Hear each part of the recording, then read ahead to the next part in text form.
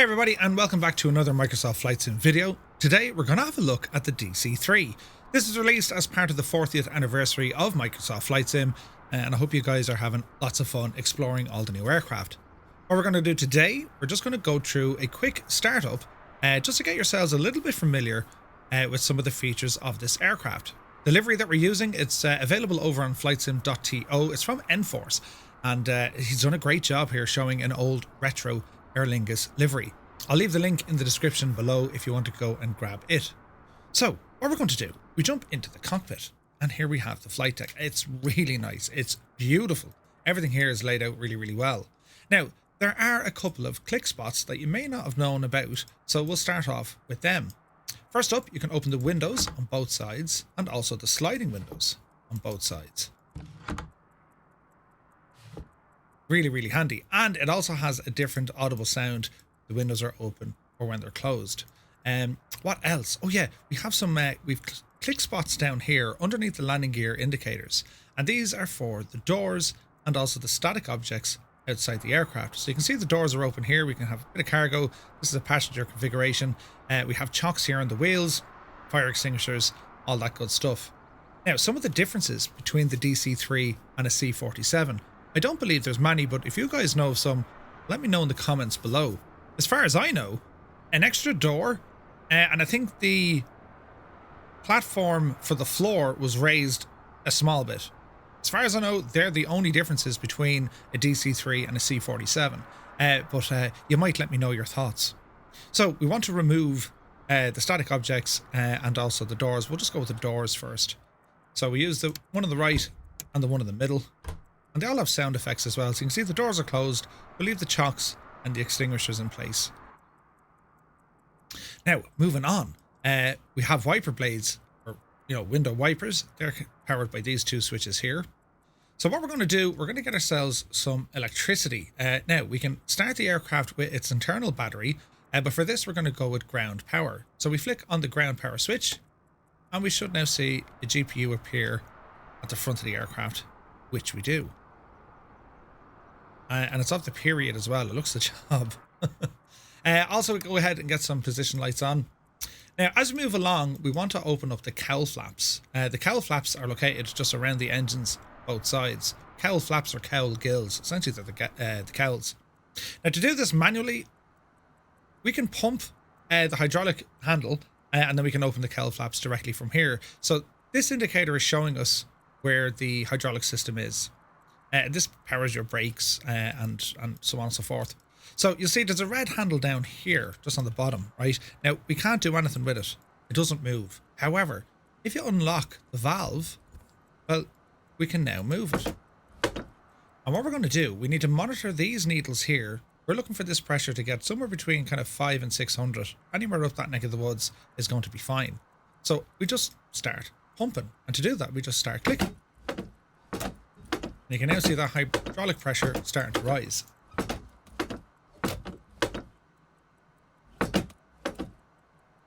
That should do us. Close the valve, and we can see that this small little needle has dropped as well, and it's telling us we got to refill the fluid if it drops below this line. So we're just about okay. So next up, we're going to open up these cowls. So we just flick them across until they say open. Let's just mouse over them and use your rollerball. If you have a look now, that you can see the cowls are now fully opened. Right, moving on. Well, we need to get our fuel tanks in the right order. So you have to be able to somewhat manipulate your views on this. Now, there are a couple of custom views you can mess around with as well. But there's a fair bit to kind of move around the aircraft. So with our left fuel tank, we're going to put it on left main. And with our right fuel tank, we're going to put that on right main. That's our fuel setup. Next, we have our engine controls. So our propeller all the way forward, our mixture fully open or fully enriched, and we also open the throttle here a small bit as well. Sweet. Next up, we're going to go to the engine controls, and we have an ignition switch. We've got to make sure that this guy is pushed in. That's the first thing we do. We can also turn on our booster pumps. And we're going to hit our engine primer for each engine. So we're going to go with the right engine first for about 5 seconds.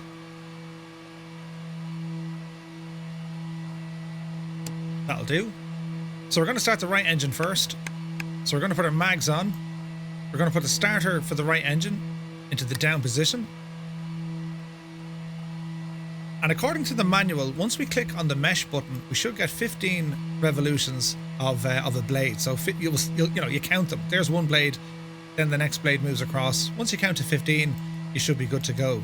I saw a video from Buffalo Joe of Buffalo Airways, and he was saying 13 is good for him, or 12, but we'll go with 15. So we're going to click on the mesh. It's now starting to rotate, and we just click on the primer.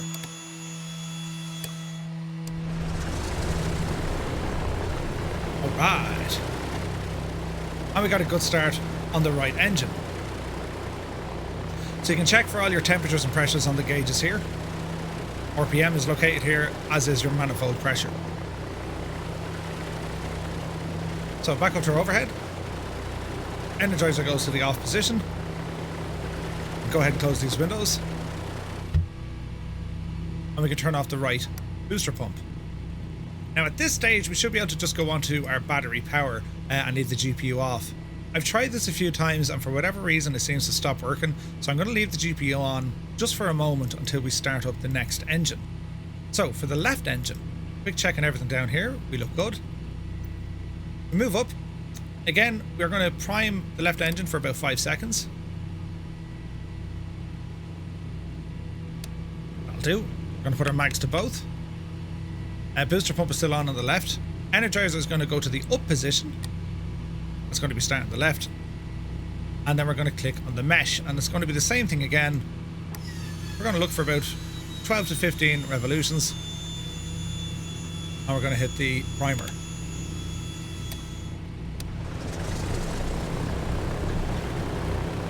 And we can see here from the manifold pressure and our RPM, both engines are now up running. So next up, we can turn off the booster pump.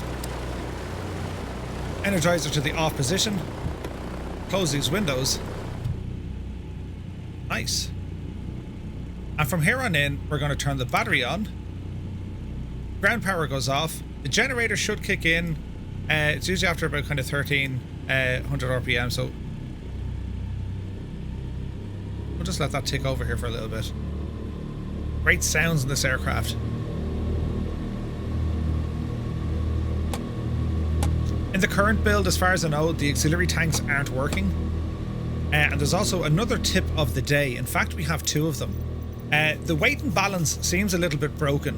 So what I recommend, empty the payload weight and recenter the center of gravity on this side here. Your fuel is fine, you can mess around with the fuel, but you got to be careful when it comes to your payload and also the center of gravity. The next tip, and a big, oh look, that's great. The next tip, and a big shout out to Dougal McTavish, because I know he's been testing this today.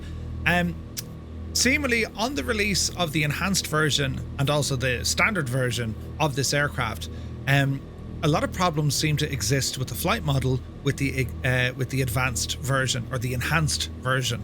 This is a short time bug. I imagine it'll be fixed fairly quickly.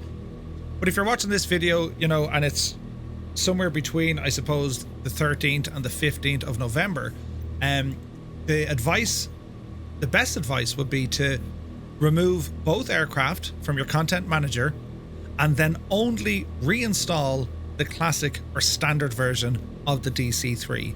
Leave the enhanced one alone for a little bit. So, other bits and bobs that we can do, well, we can get our lights going on up here. We've internal lights, we also have our panel lights, we can turn those on, and then we have some other lights in here. So we can put the cockpit lights on, converter goes to on, carb leave that off. You have this beautiful red light here as well. Really, really nice. So in terms of the aircraft being up and running, that's pretty much it. We've one more button to press here, which will remove the static objects. So if we look from the outside, both engines running. Am I the only one getting those warning, we have lost connection to the server? They'll fix it. Man alive, the sound of this thing.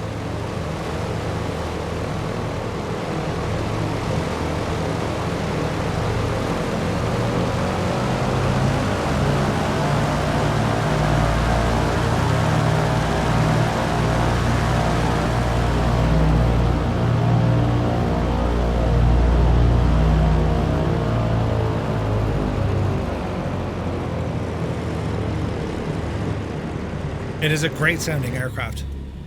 Now, next up is going to be getting the aircraft ready for taxi. So what we do for taxi, well, with the cowl flaps, they actually go back a notch into trail. And their sound where they are now. We can remove the static objects. There's other bits and bobs we can do. There's also a tail wheel lock, which is located under here. This small little green knob, right? So once you get yourself taxied onto the runway and you're in the direction of flight, you lock the tail wheel. If you can't maneuver on the ground, you got to make sure that the tail wheel is unlocked. Alright. Also, if you want to get the gyro pilot or that Sperry unit, your autopilot master switch, it's located on this dial right here. So if you think everything's grand and you're trying to activate this crazy thing, it does work. It works very well. But just remember, you have to have the autopilot master switch turned on first. Right, I think that's going to do us for this short introduction video. Let me know what you think in the comments below. And yeah, I want to spend a lot of time in this airplane. The DC3 is my absolute favorite, so I want to be able to do everything you possibly can with this aircraft. So until the next time, thank you so much for watching, and we'll see you again soon.